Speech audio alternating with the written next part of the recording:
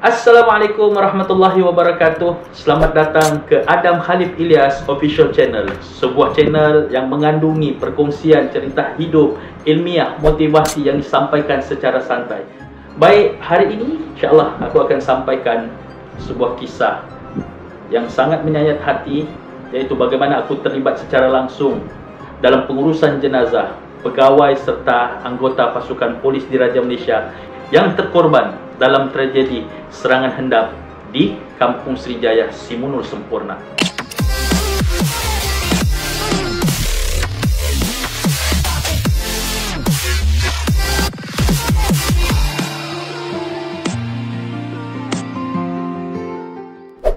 Baik, aku pasti kita semua masih mengingati sebuah tragedi yang sangat menyayat hati yang mengakibatkan terkorbannya anggota pasukan keselamatan kita dalam mempertahankan kedaulatan negara, yaitu peristiwa serangan hendap yang berlaku di Kampung Srijaya, Simunul Sempurna pada 2 Mac 2013.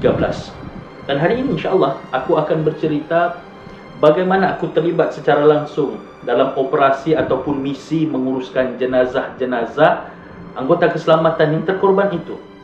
Baik, sebelum aku teruskan cerita ini, aku menyusun 10 jari memohon kemaafan terutama kepada ahli keluarga mangsa, pihak pasukan keselamatan serta pucuk pimpinan pasukan polis Diraja Malaysia seandainya kisah yang aku sampaikan ini akan mengungkit kembali ingatan kita pada peristiwa tersebut. Tapi biarlah aku bercerita supaya kisah ini akan sentiasa terpahat di memori generasi-generasi kita akan datang. Dan aku hanya akan bercerita bagaimana aku terlibat menguruskan jenazah mereka yang terkorban, itu sahaja. Pada pagi hari kejadian 2 Mac 2013, hari Sabtu, aku masih berada di Sempurna dan mau balik ke Tawau. Pagi itu sebelum balik, aku sempat bersarapan. Aku pergi bersarapan di salah sebuah kedai makan yang terdapat di Sempurna, di Pekan Sempurna. Dan di dalam kedai makan tersebut, aku sempat berjumpa dengan seorang sahabat yang terlibat dalam tragedi ini, yaitu Allahyarham Kopral Salam bin Togiran. Kami sempat berpeluh, seperti biasa bergurau, sebab hubungan kami rapat sebagai kawan, ya. Yang aku ingat pagi itu, dia minta satu maflah Palestin yang terletak di kereta, dan aku kata tunggu balik Tawau baru kita boleh berjumpa. Kemudian selepas bersarapan pagi, aku pun terus balik ke Tawau memandu keretaku, dan aku tidak mengesyaki apa-apa sebenarnya, ya. Dan pukul 7.30 malam itu, ya, terdengar letupan ataupun bunyi tembakan di Pekan Sempurna. Jadi ketika itu aku berada di Tawau, malam itu aku berada di Tawau. Dan aku tidak putus-putus menerima SMS, menerima panggilan daripada sahabat-sahabat bertanyakan tentang keadaan di Sempurna. Aku pun keliru, aku tidak tahu sebenarnya. Namun bila melihat SMS yang masuk, panggilan yang diterima, barulah aku tahu rupa-rupanya berlaku tragedi serangan hendap di Kampung Srijaya, Simunul Sempurna. Dan aku hanya mengikuti perkembangan peristiwa ini melalui berita TV dan juga SMS yang dikirimkan kepada aku. Pada pagi itu, ya, kaca TV memaparkan, ya, ada anggota keselamatan kita yang terkorban dalam tragedi tersebut. 3 Mac 2013, hari Ahad, pukul 5 petang, aku menerima panggilan dari bilik gerakan IPD Sempurna yang mengatakan aku perlu bersedia kerana terlibat dalam misi menguruskan jenazah anggota pasukan keselamatan kita yang terkorban dalam tragedi tersebut. Pukul 7 malam, aku melaporkan diri di IPD Tawau sebelum kami ke bilik mayat Hospital Tawau untuk kami menjalankan kerja-kerja pengurusan jenazah. Yang aku ingat pada pukul 9 malam 3 Mac 2013 itu, datanglah lori-lori polis membawa jenazah anggota pasukan keselamatan kita yang terkorban dalam tragedi tersebut. Seperti biasa, kami bersiap sedia untuk menjalankan satu misi ini. Namun sebelum menjalankan operasi ataupun misi ini, kami diberi taklimat serta brainwash tentang operasi yang sangat sulit, yang sangat berbahaya ini.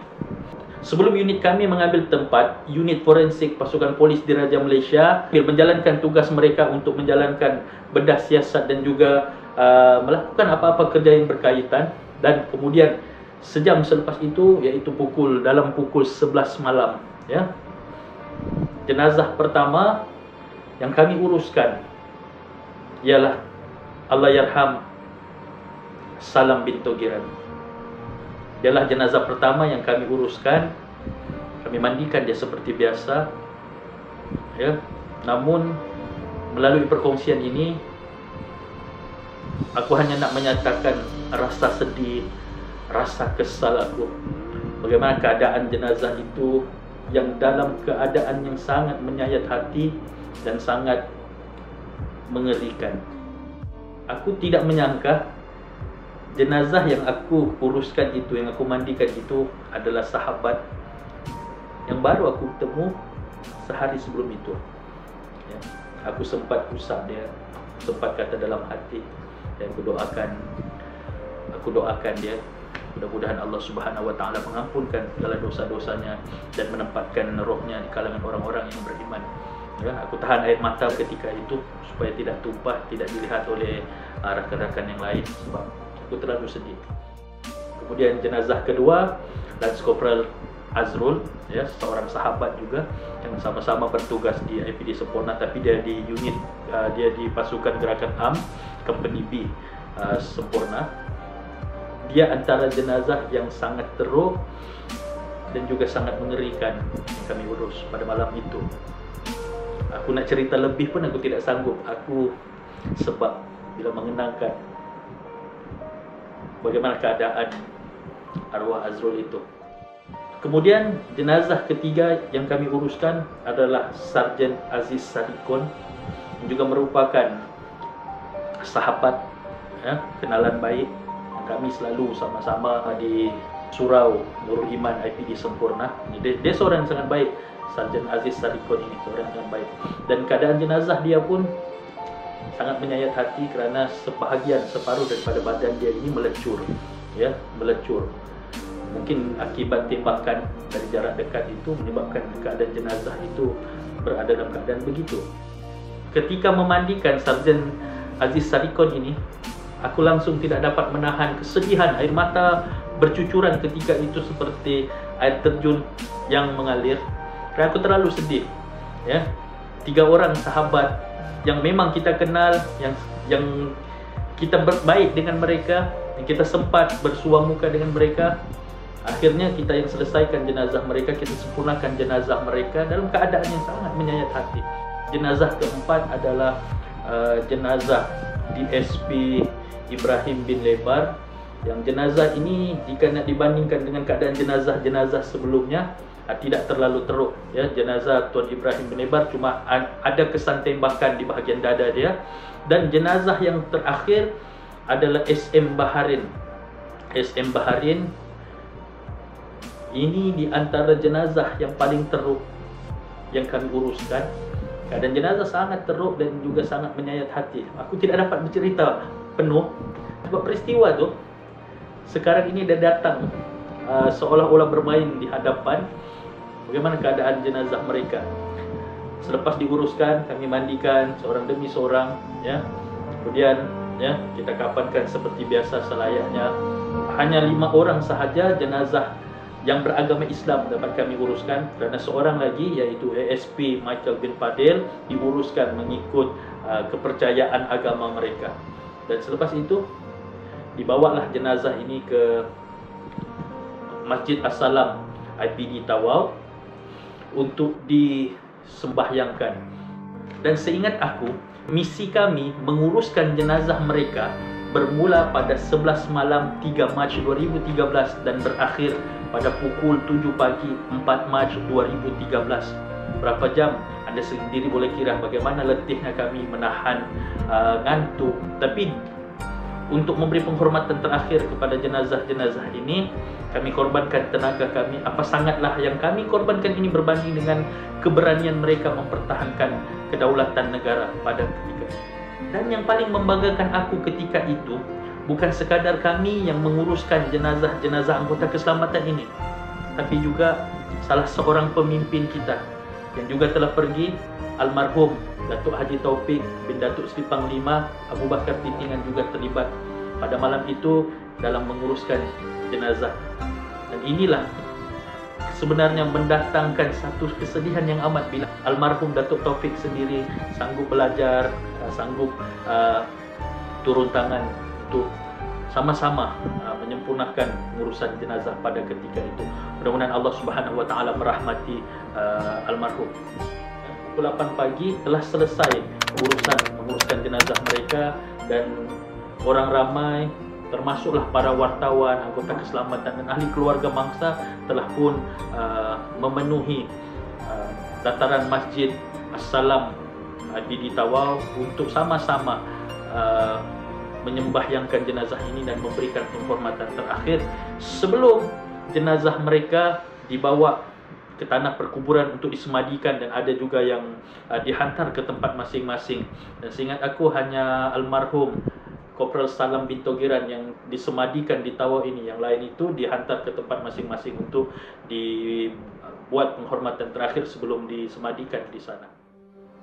Baik, apa yang aku ceritakan ini, aku harap dia menjadi pengajaran kepada kita semua agar kita tidak terleka, kita tidak terlalu berasa selesa dengan keadaan kita pada hari ini.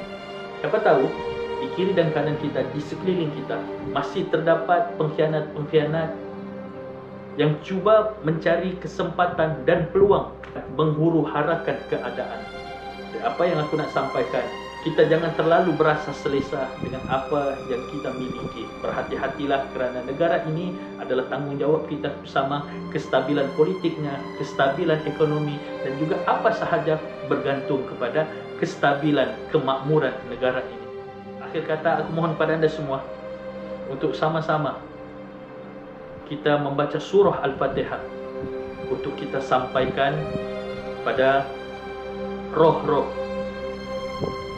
anggota keselamatan kita yang terkorban dalam tragedi serangan hendap di Kampung Srijaya, Simunul Sempurna, Sabah pada 2 Mac 2013. Al-Fatihah. Bismillahirrahmanirrahim. Alhamdulillahi Rabbil Alamin. Ar-Rahmanir-Rahim. Maliki Yawmiddin. Iyyaka na'budu wa iyyaka nasta'in. Ihdinas siratal mustaqim. Siratal ladzina an'amta 'alaihim ghairil maghdubi 'alaihim waladdallin.